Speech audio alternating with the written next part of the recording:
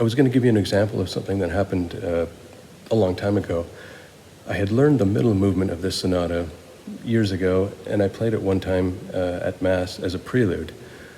I should mention that these pieces are not necessarily the most attractive pieces to listen to. Like, I think most people perceive them as like a musical wallpaper. They're just kind of there in the background.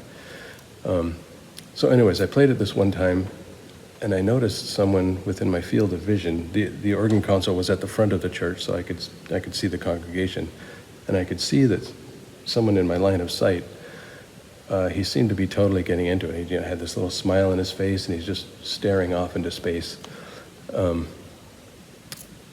He came up to me after Mass, and he was just beside himself. He just loved the prelude, and it reminded him of the movement of the stars and the galaxies and planets and the invisible force of gravity. I'm thinking, you think that? Because that's exactly what I think.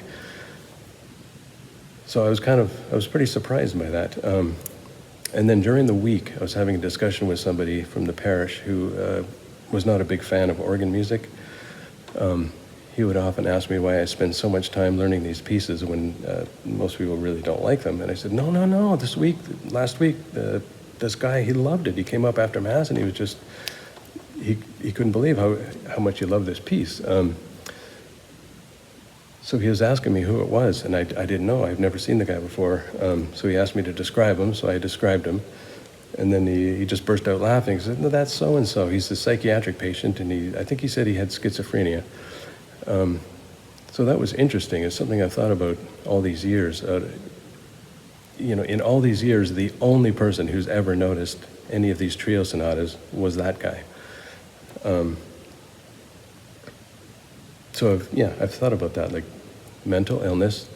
He probably suffers more than most people, and we know that people who suffer tend to be more perceptive of certain things. And I wondered if just the way his way of thinking, the way his brain was, if he was just able to really hear three distinctive things and be able to hold them separately in his mind. I don't know. It's just something I've thought about over the years, that he's virtually the only person who's ever commented on a trio sonata. Okay, so this is the second movement of the D minor sonata, and this is the one that guy loved.